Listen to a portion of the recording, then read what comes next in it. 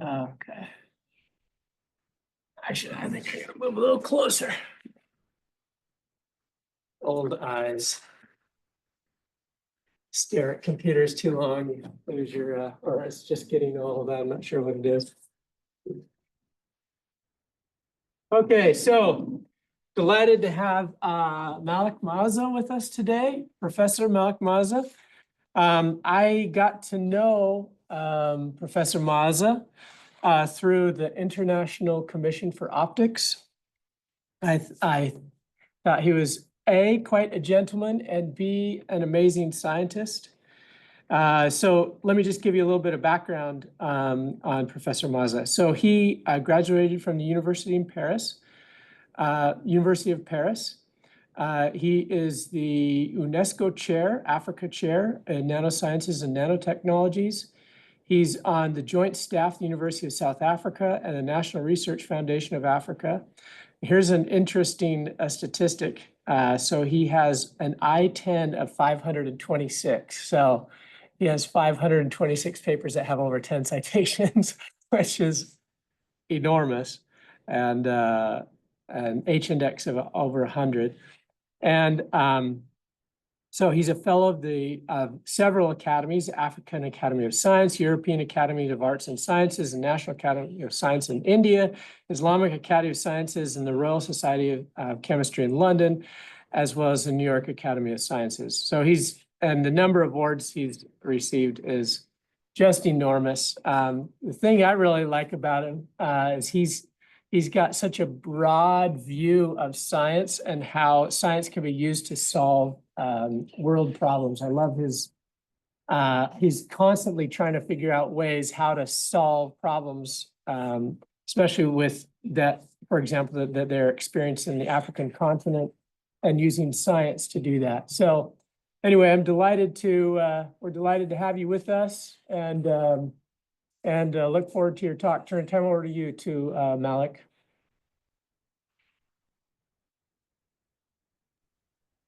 Program Director, my dear senior and junior colleagues, first of all, allow me to express my gratitude to Prof. John, who kindly interacted with us extensively and paved the way for a number of events in South Africa, in Africa in general, in the field of optics and photonics. And we are really extremely grateful to him for really availing the various possibilities and platforms of the International Commission of Optics, for which he was the president. And we wish to follow up on this dynamic, and hopefully we will embark in long-term cooperation with the University of Chapman and us in South Africa. Colleagues, in this, let me just again to share my screen.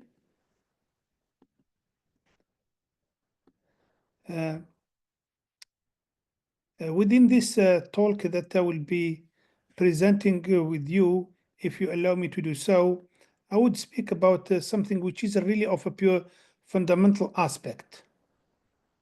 Sorry, I think I'm not able to. Yes. Well, I would like to share with you something of a really purely fundamental aspect. Yes, I am not known for this type of work. I am known more on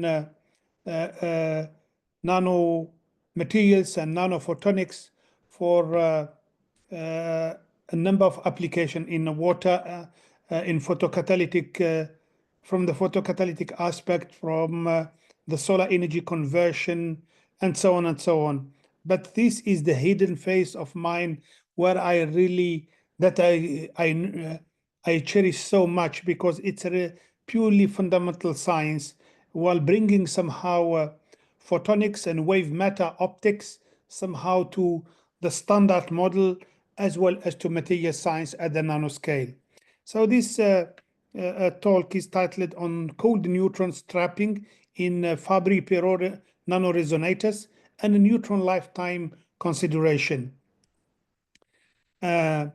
This talk is given within the framework of the UNESCO UNISA Africa Chair in Nanosciences and Nanotechnology, which is a trilateral partnership between the UNESCO Place Fontenoy in Paris, the University of South Africa in Pretoria and Johannesburg, and Itamba Labs, which is the largest facility of the National Research Foundation of South Africa. The NRF is the equivalent of the NSF, but of course with the smaller budget. The UNESCO chair has two major centers or nodes, one in Johannesburg, Pretoria, and the other one in the Cape, in Cape Town, in the Western Cape region. And I hope that you will visit us in South Africa or within the region, and we will definitely welcome you at any time, indeed.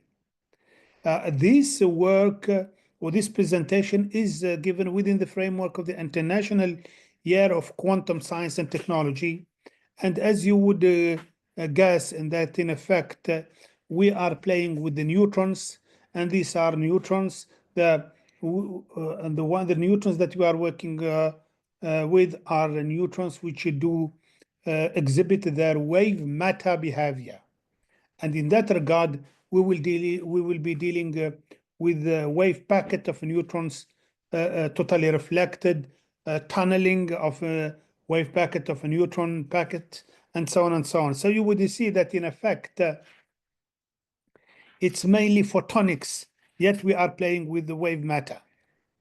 And also, colleagues, please forgive me. I do not know, how can I say, who is how can I say, the audience. So please forgive me if I just use some basic stuff. So a neutron is really a major component of any atom, any matter, in particular the nucleus. And how can I say, in the nucleus, the proton and the neutron plays a role of a glue. And therefore, the internal structure of the neutron is a paramount to the standard model, because how can I say, as you can guess, the neutron is neutral, as much as the high precision measurement of Norman Ramsey has allowed us to reach, and the Rabi experiments type. Well, these neutrons still they play a huge role in stabilizing the nucleus by playing the role of a glue between positive charges in the nucleus. And therefore, colleagues, it is stated and it is demonstrated that in effect, a free neutron, not a neutron bound in the nucleus, a free neutron has around 15 minutes and it dies, it decays. This is well, how can I say, it is well researched and it's agreed upon, and there are no discussions. The neutron, after 40, a free neutron, colleagues, I repeat myself, not a bound neutron, but a free neutron. A free neutron, after 15 minutes approximately, it will decay to a proton, to an electron, and to an antineutrino. And this is established. And this decay, colleagues, as you would guess, giving birth to a proton and electron, and under pressure, and how can I say, specific condition, this proton and this electron, when they are given a birth somehow due to the decay of the neutron or the death of a neutron, they will form a hydrogen, as you can guess. And therefore, the free neutrons were paramount at the beginning of the early stage of the universe, and particularly related to the Big Bang. In that regard, colleagues, you would understand there is so massive, or there was so massive up to now, research in defining more or less the lifetime of the neutron, because that the neutron, the lifetime of the neutron does control more or less the ratio between the neutrons and the protons at the early stage of the creation of the universe. And that ratio should be around 1/6. But this ratio is related to the neutron lifetime to n of the neutron.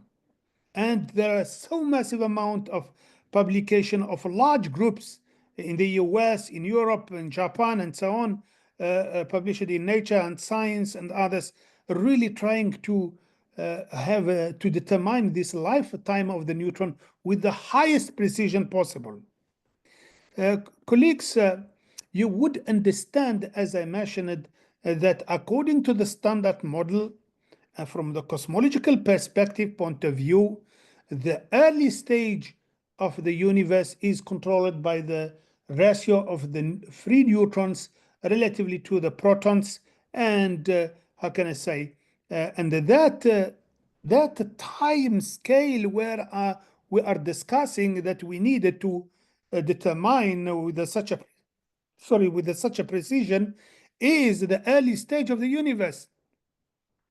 We need, colleagues, to identify and calculate or measure the lifetime of the neutron at the level between 10 to minus 32 and 10 to minus 6. That is the Planck constant regime somehow, colleagues. And therefore, colleagues, you would see, just I beg you to remember these numbers, 10 to minus 32 seconds and 10 to minus 6 seconds, colleagues. And of course, you would understand, colleagues, that we are presenting and discussing the neutron optics. That means that we will not see the neutron as a particle, as a nuclear physicist, or as a high energy physics, where we consider the neutron consisting of two down quarks, one up quark. No, we as opticians or optics or photonic people would see the neutron as a wave packet, and this wave packet, its coherence length and its wave matters are regulated by the de Broglie relationship and by Heisenberg uncertainty. And you would see that in effect what we would use, we use a total reflection, the standard total reflection that we are familiar in optics, how can I say, to get to trap neutrons in that regard. And colleagues, this work, how it came that I came to this land of something which is called the standard model, you would guess, colleagues, that my knowledge in standard model and cosmology, you can guess that it will be at the 0 degree Kelvin or even minus 0 degree Kelvin. You can guess that, and indeed I am at that level. But it happened that I came to this landscape of the neutron lifetime because I have had to share an award, to be honored by an award with my colleagues from the USA and from the Middle East on what we call with that award the Spirit of Abdus Salam Award, which certainly I do not deserve, but other colleagues do deserve. But anyway, because the Abdus Salam, as you are aware, Abdus Salam has shared the Nobel Prize with Steven Weinberg and Sheldon Lee Glashow in relation to the standard model and unification, the theory of unification. And in that theory, how can I say, the neutron lifetime plays a major role indeed. Colleagues, a neutron consisting of two down quark and an up quark will decay after a free neutron after 15 minutes, something like that. In fact, 14 minutes, 40 seconds, 14 minutes, 48 seconds, depending on the technique that you use, either the Ramsey approach or Rabi approach. So the neutron will decay to a proton and to an electron and antineutrino. This is the high energy physics representation. But the most important, colleagues, is to measure the lifetime with a high precision of the neutron decay. And that is our goal, and that is our compass that we have to reach.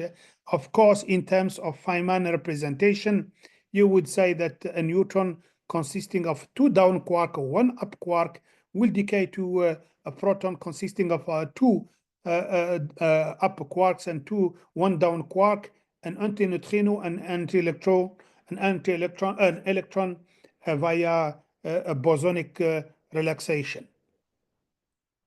What is sure, colleagues, is that this lifetime of the neutron is of extreme and paramount importance, if not pivotal, to the standard model and how can I say and the unification of the strong and electroweak and the gravitation as well electromagnetism forces.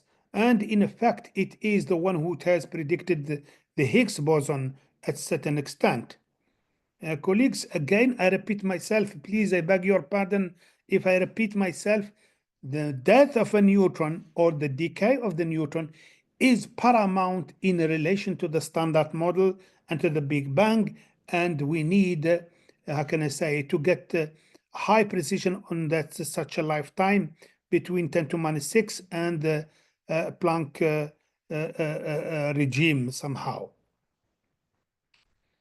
Colleagues, in the standard model, one of the pillar of the standard model is what we call the Cabibbo, Kobayashi, Maskawa matrix.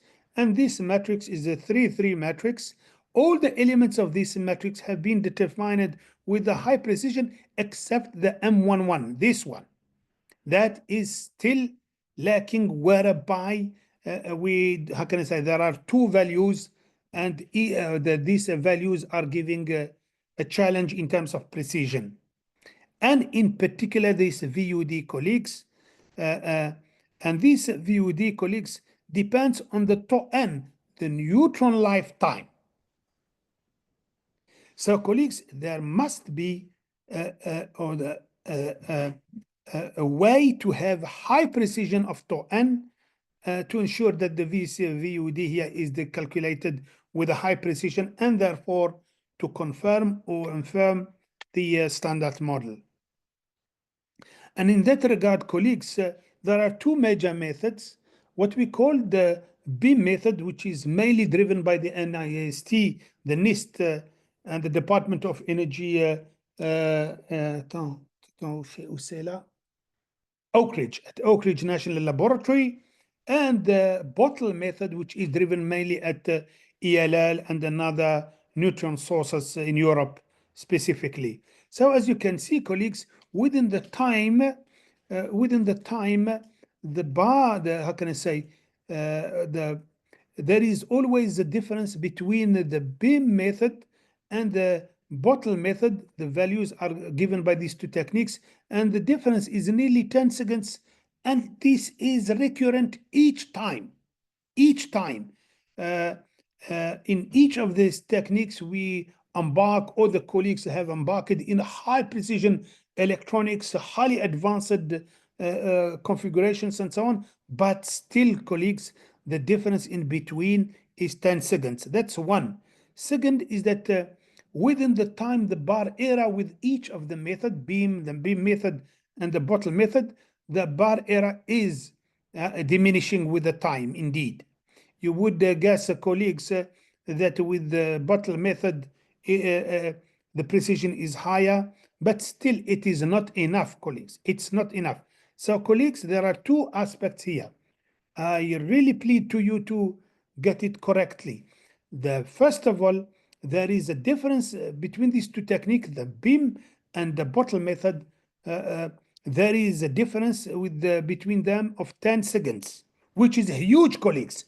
10 seconds relatively to, how can I say, to 14 minutes or 15 minutes, it is quite high. So, colleagues, with the neutron, with the beam method, the precision is plus minus 2 seconds. And with the bottle method, colleagues, the precision on the time life of the neutron is plus minus 0.6 seconds, colleagues. And how can I say, the idea, colleagues, is to have this value with a high precision, calculate with a high precision, and therefore this bar of error bar must be extremely small. So, colleagues, that is why optics comes in, colleagues. In that regard, colleagues, we would embark in using an optical, a photonic method, a wave matter approach of the neutron. And for such colleagues, we would need a cold or ultra cold neutrons, Why? Because the lambda associated to it, it's so large that the wave matter, the wave behavior is observed. Therefore, colleagues, we would not see the neutron as the high energy physics at CERN, where they see it as a quarks type. Okay, no, we will not see it as a nuclear physicist in the mid energy.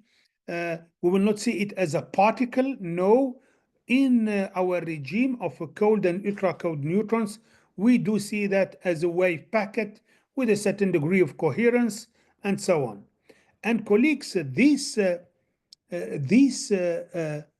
investigation, fundamental investigation of the lifetime of the neutron, its decay, is of a paramount importance. Not only from cosmological point of view, but because any material consists of a proton, of a nucleus, an atom, a nucleus. And in effect, colleagues, the materials, so the atoms which are stable so far, are the ones in the orange and the blue. As you can see, this is the nuclear chart. The elements in the blue region and in the orange regions are the ones who are stable. And those who are stable, that means that they give us they give a birth to the Mendeleev table, because these blue and orange are governed by the beta decay. That means how can I say, the death of the neutron and its conversion to a proton and to an anti-electron and an antineutrino and an electron. So, colleagues, it is extremely important to define, to get this a clear idea about the precision on the lifetime of the neutron, because it governs the nuclear chart and the stability of the atoms.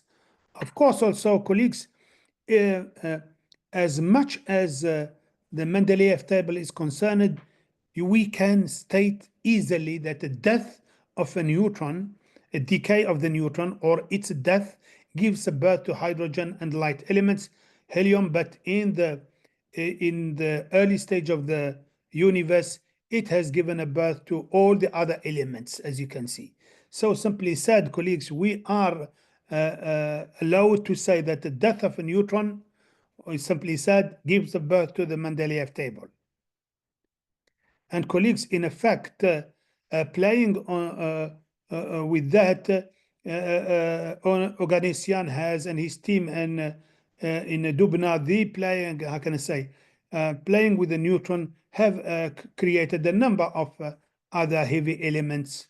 And Oganessian just has followed on the footsteps of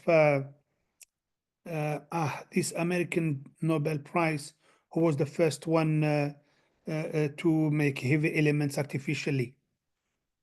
I forget his name, sorry. Here, colleagues, what I would like to do, I will go now to cold neutrons and show how wave matter optics of neutrons, in particular cold neutrons, can allow us to store and trap neutrons and to measure and directly to store them with so high precision that is close to the picosecond regime somehow. And allow me, please, colleagues, just to mention to you that this talk that I'm giving was published in a paper in Journal of Neutron Research recently, in effect last year. But in effect, before reaching this, we went quite since 1992 playing with the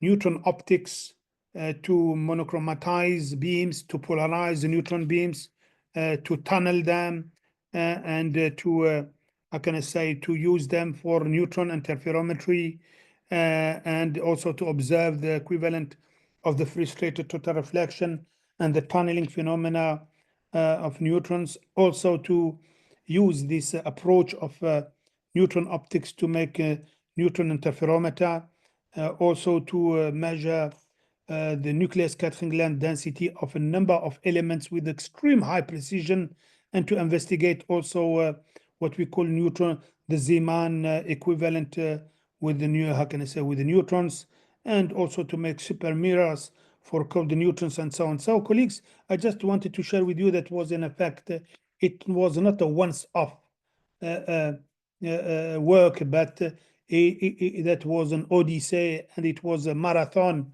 of neutron optics investigation, which allowed us to reach and master somehow this stuff. Again, colleagues, we are interested by the way the neutrons who have a large wavelength according to the Broglie relations. Therefore, we have to work and to operate with the neutrons who possess an extremely low energy, who can feel their energy is between 0 electron volt and 25 milli electron volt. These neutrons, they are so slow that they feel the gravitation, they feel any magnetic field, and so on and so on. So these are the neutrons that we operate with. These are those who exhibit wave matter properties. And colleagues, again, if you take a free neutron coming to a medium, interacting with a medium, the neutron interacts mainly with the nucleus. The nucleus, its size is a Fermi, of course. So the interaction between the neutron and any matter is with the specific Dirac function scattering centers, and therefore it's governed by the Schrödinger equation. And that potential, when it goes through any medium, that potential is given by the Enrico Fermi potential. Enrico Fermi has demonstrated this when he was in the US working in Brookhaven National Laboratory on the Manhattan Project. And colleagues with Cliff Shull. Cliff Shull also became a Nobel laureate who got the Nobel Prize for his work on neutrons. So is Enrico Fermi. And colleagues, if we manipulate this equation of Schrödinger, we reach Helmholtz equation. Within that of Helmholtz equation, this is the momentum in the medium, and this momentum in the medium in effect gives us a birth to a refractive index, and this refractive index gives us more or less a dependence on with the Fermi potential.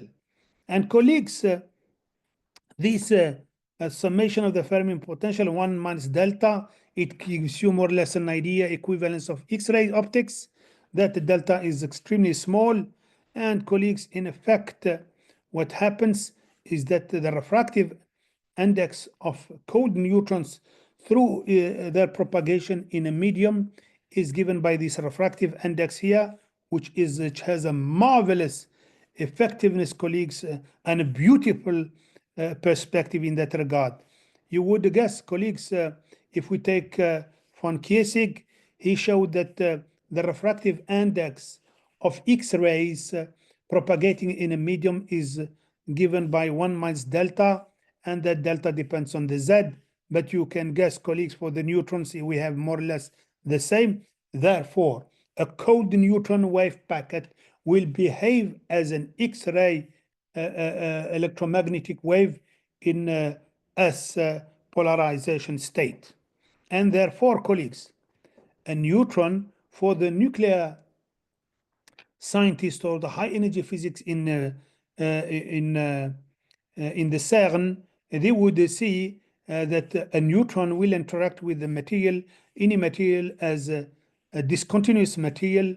With each scattering material has a well-defined potential.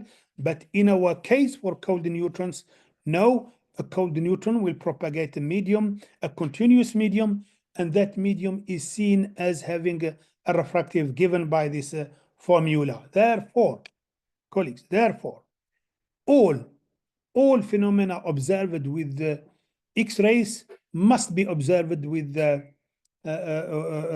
cold neutrons. And this is, colleagues, the first total reflection of a beam coming from the Oak Ridge National Laboratory, from Brookhaven National Laboratory. This was a prototype for the Manhattan project, whereby showing how we can trap neutrons and control their path to control the fission somehow. So here is the first experimental proof that cold neutrons, highly thermalized, coming from a neutron source from the reactor, can be thermalized through a moderator and slowed down enough to have a wavelength of, how can I say, of between above 5 angstroms, and therefore, colleagues, to be totally reflected. And this was the beam which was measured by Fermi and Marshall in Chicago and at Oak Ridge Laboratory. Colleagues, the total reflection, it is very well established. Colleagues, these are the first experiments that we do between, how can I say, air and water, high refractive index and low refractive index. We send a laser beam and we have a total reflection in under some circumstances. Colleagues, for neutrons, it's exactly the same. Is exactly the same. You send a new highly collimated beam of neutrons and you will have a total reflection. Except, colleagues, except the angle here is extremely grazing value. It comes under 1 degree. So therefore, if the beam of the neutrons tackles this surface, this interface with under an angle of less than a degree, it will be totally reflected, and that is what was observed by Enrico Fermi. Therefore, if we take a slab of a metal, for example, a good reflector that is nickel, if we take materials which are highly reflecting, either we use a polychromatic beam or a monochromatic beam, we would have, if we measure the reflectivity profile, we will see the, how can I say, a vitreous region, then followed by a sharp increase and the total reflection. And Enrico Fermi showed this, and he measured this total reflection for a number of materials, and via it, it has determined their nuclear scattering length, amplitude, and so on and so on. And then Gian Pietro Felcher from Argonne National Laboratory came to measure the magnetic components. And I will not go that route. The point, colleagues, if we have a highly reflecting material, a bulky one, it will reflect, you will have such a profile of reflectivity. Now, if you are in a Fabry-Perot resonator, colleagues, that's something else. And this total reflection, colleagues, we use it to move cold neutrons far from the reactor source and create a number of spectrometers. I will not go into the details of these, colleagues. Please forgive me. But what I can ensure, colleagues, is that because that total reflection, which was observed by Enrico Fermi in 1946, polarization of neutrons, optically speaking, was observed by Gukasov in 1954 at Kurchatov Institute. Meyer Leibniz, a Nobel laureate, has confirmed that neutron can indeed have a thin film interference. Drabkin at Dubna GNR in Dubna in Russia has showed that we are capable to polarize magnetically and have a high speed flipping, and so on and so on. Landkammer and Helmut Rauch. Helmut Rauch has been the first one to demonstrate with his colleague at the Missouri University neutron interferometry. Then quite a number of colleagues came in, and also tunneling of neutrons have been observed. Of course, the other quantum mechanic properties have been observed with the neutrons. Colleagues, this is our Fabry-Perot resonator. What we would do is we take a thin film, a Fabry-Perot resonator consisting of two highly reflecting materials, that is nickel. The pink ones are nickel thin films separated by a transparent material, titanium. Titanium is transparent to neutrons because it has what we call a negative nuclear scattering length amplitude. Anyway, colleagues, we are in a situation of a Fabry-Perot. And quantum mechanics speaking, we have such a potential. And quantum mechanics tells me that under some condition, if we send our neutron wave packet, normally it should be totally reflected. But if the thickness of the films and the refractive index of the films is chosen in a way that the probability of tunneling is high, therefore this, how can I say, there will be neutron wave packets who would tunnel and go inside, propagate somehow inside. And if they have tunneled through the first reflecting mirror, they will tunnel secondly. And therefore, if those who have tunneled, if I put a detector, those who are, I measure in the transmission beam, if they are in the transmitted beam, they will not be in the reflected beam. And therefore, if I measure the reflectivity, the total reflection plateau will exhibit diminution or dips in the total reflection plateau, and those in the beam transmitted, I will observe maxima. And that is exactly, colleagues, what happens. This is a nickel highly reflecting material, a Fabry-Perot consisting of this nickel here layer and this layer separated by the titanium, which is a transparent material. And colleagues, we prepare the Fabry-Perot in a way that our polychromatic beam, instead to be totally reflected, colleagues, as you can see here with the pink curve, and the transmitted beam we measure out also, that is the black peak, colleagues. First of all, colleagues, we see there are dips in. First of all, colleagues, what we will see is that we see that the neutrons can be transmitted and reflected optically speaking. And therefore, they behave according to the Broglie relationship. That's one. Second, we see that there is also a total reflection plateau. Therefore, we are observing what Enrico Fermi has predicted long time ago.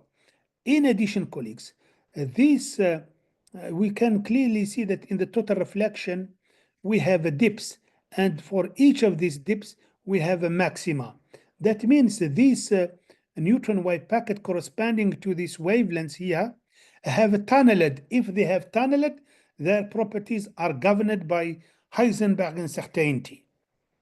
And colleagues, what happens is that these transmitted wave packet neutrons, they have tunneled through the first one, propagated at a certain moment within the transparent medium, and came out also.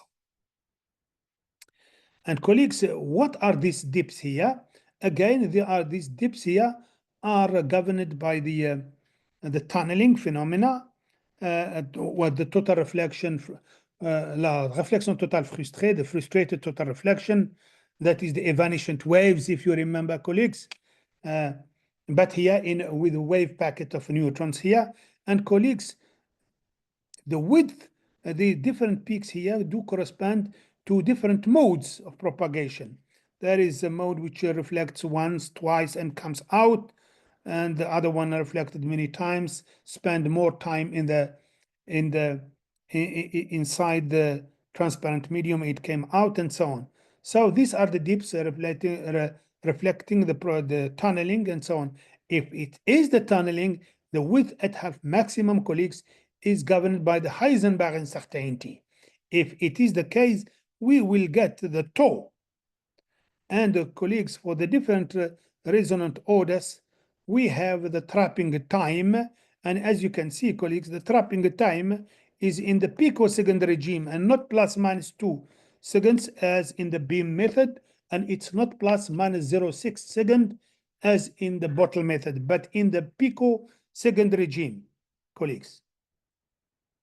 And that is the major finding, colleagues, of this work. It shows that, first of all, we can trap neutron in a Fabry-Perot resonator. One. Second, trapping it, we can trap this cold neutron with a high precision, which is in the picosecond regime somehow. And remember, colleagues, that first slide completely in the cosmology of the Big Bang, 10 to minus 6 and 10 to minus 32. So colleagues, we are in between. And colleagues, this, how can I say, this neutron lifetime investigation, they are just more and more, how can I say, involving larger and larger communities all over the world, from Australia to New Zealand, from New Zealand to the US, from the US to Russia and to Europe, ELL, and so on and so on. So for those colleagues who are interested, they are more than welcome to go to see how these techniques are extremely bosonic condensate of high tech and high profile science.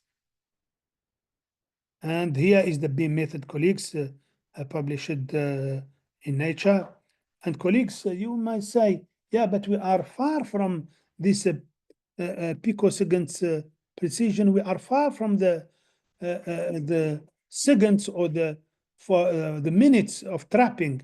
Well, indeed, colleagues, when you measure this trapping time here with such a high precision, you will see, colleagues, that in effect it's quadratic. If it is quadratic, that means, colleagues, we are obliged to use neutrons with a far higher wavelengths. And this, how can I say, and these wavelengths can only be obtained with high flux sources and not neutron fluxes that the neutron reactor cannot give, but only spallation sources. And indeed, in effect, the neutron spallation source in Oak Ridge and the other one I do not remember, but it's still in the US, and ESS, the European spallation source, are the unique ones who allow us to reach that regime of 10 to 18 neutrons per centimeter square per second on the sample. And these are the ones who allow us to have a large wavelength, in particular using what we call cold sources. I have no idea, colleagues, dear chair, how much I have still as time.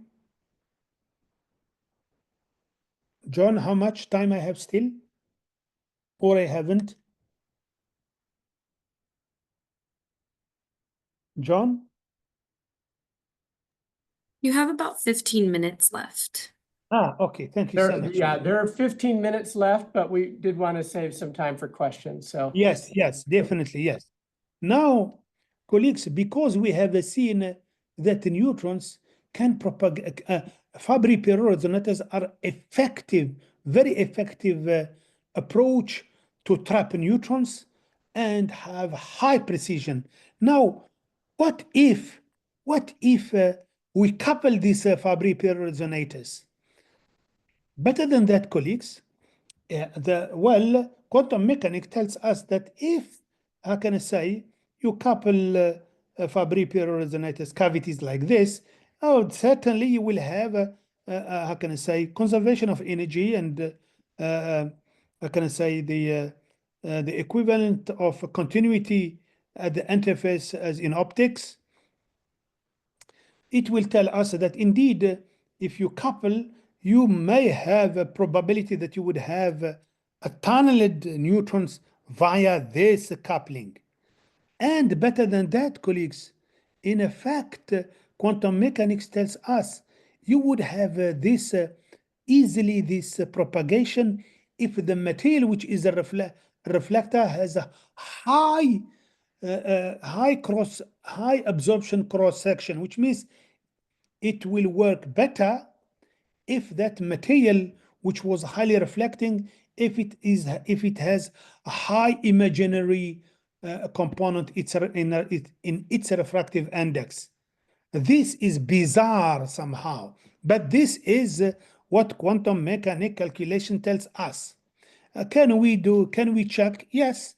So what we have done, instead of taking nickel as the pink material as a reflector, we took boron carbide.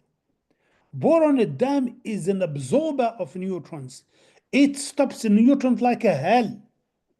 And we kept titanium. So when you do this, colleagues, Well, you do expect that it can't be. I mean, classically speaking, there is no way that a wave packet of a neutron could, how can I say, flow via this highly absorbing material. But this quantum mechanics tells us if you want to observe something at the bottom, you have to take a highly absorbing. So we took a boron carbide. Now, colleagues, boron, if you want to stop neutrons, if you want to detect them, you have to absorb them. If you want to control how can I say, colleagues, the fission reaction in a nuclear reactor, you have to use boron rods. You have to dip the boron rods close to the source so to minimize the fission reaction. And it happened that boron 10 is the most effective within the boron systems. And why boron, isotope boron 10? Because it has the highest cross section and it's the cheapest. There are other materials who absorb a lot, but the boron is the cheapest. Colleagues, as I mentioned, to control the fission reaction in a nuclear reactor, you have to use control rods of boron. You dip them close to the core and the neutrons are absorbed, and that will stop somehow or control the fission reaction. That is for any nuclear reactor. Also, we use boron in boron neutron therapy. There is a tumor in the brain.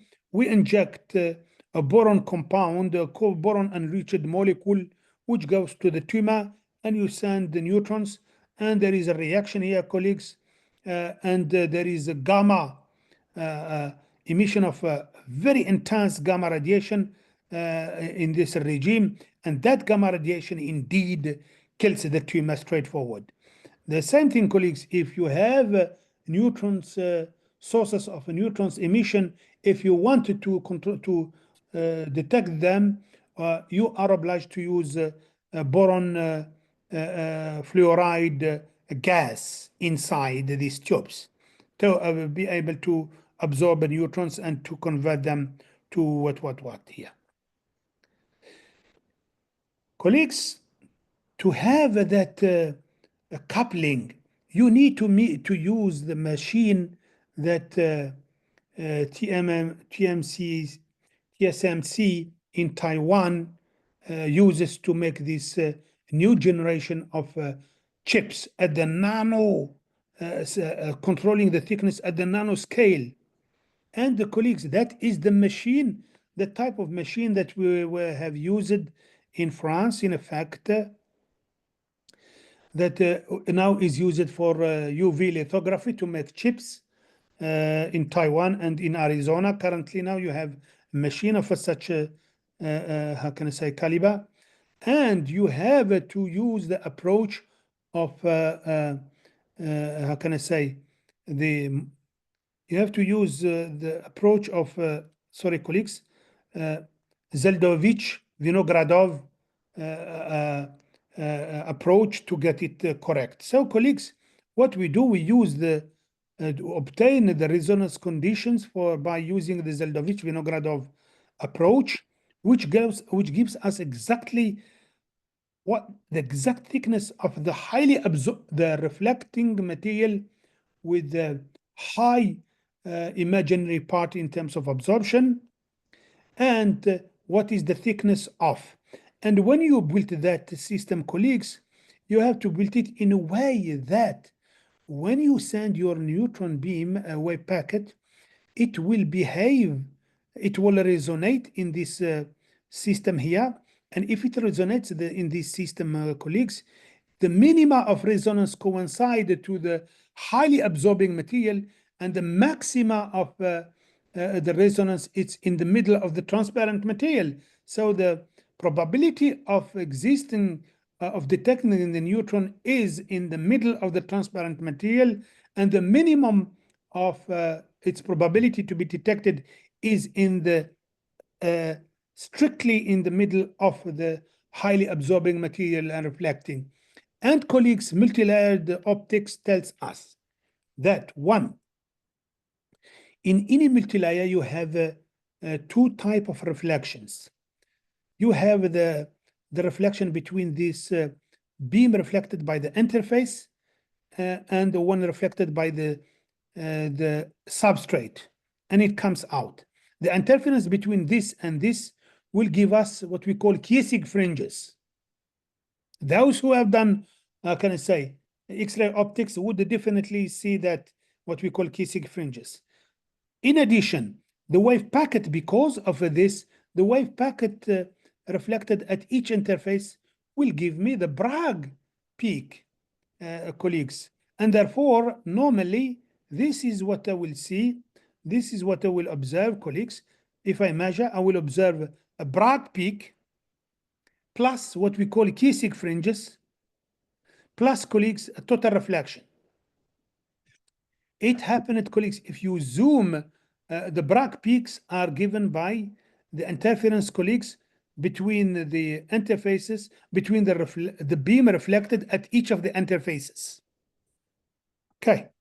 And the Kiesig fringes, these ones where when I zoom, these are the Kiesig fringes. If I zoom here, colleagues, these Kiesig fringes are given according to Kiesig by the reflection between this beam reflected at the interface between the air and the coupled resonator, and the beam coming from the bottom of the substrate. And colleagues, that is exactly the case. We have the Bragg peak and the Kiesig fringes. Colleagues, what does it mean? That means, yes, indeed, by seeing the Kiesig fringes, as you can see, colleagues, or by seeing these Kiesig fringes, that means indeed this wave packet, which was partially transmitted through the coupled resonators, has reached the substrate. It has reached the substrate and it came out. That is what does it mean, observing these Kiesig fringes. The Bragg peak tells me, or tells us, colleagues, that our partial wave packet, which has been transmitted, has been partially reflected at each interface. Yet the material, colleagues, the material has a high imaginary part, and that is quantum mechanics, colleagues. Classically, we just cannot explain it. So, colleagues, by this, colleagues, it shows that indeed by playing on Fabry-Perot, single Fabry-Perot resonator, we can trap neutrons and we can have a high precision on its trapping time. That is between 10 to minus 6 and to 10 to minus 32, which is within that range of Planck's time. One, and second is that it tells us when we couple these resonators in some configuration according to Zeldovich-Vinogradov approach configuration, the way neutron definitely behave in a non-classical way. And by that, I think, colleagues, I thank you for your time. I will not go through the rest, colleagues, but what is sure is that this type of technique, this type of systems opens a new path, hopefully, for when we will have available high powerful neutron sources, in particular those at the European spallation source, which is expected to reach 10 to minus 18 in Lund, whereby there is a really specific cold source in that regard. And colleagues, by that, I thank you for taking of your time and coming to listen to my presentation. I thank you so much. To you, John, and colleagues.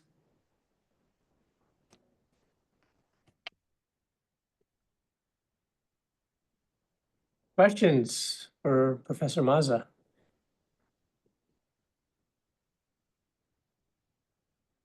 Do you have questions?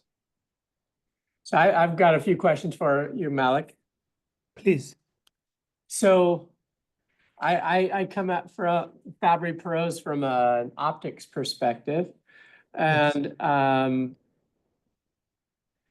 so the thing I've been wondering is, like, when I think about a Fabry-Perot, I always have to have a narrow band laser, for example, to put it into the Fabry-Perot, and I need to have the bandwidth of the laser be much smaller than the line width of the Fabry-Perot interferometer.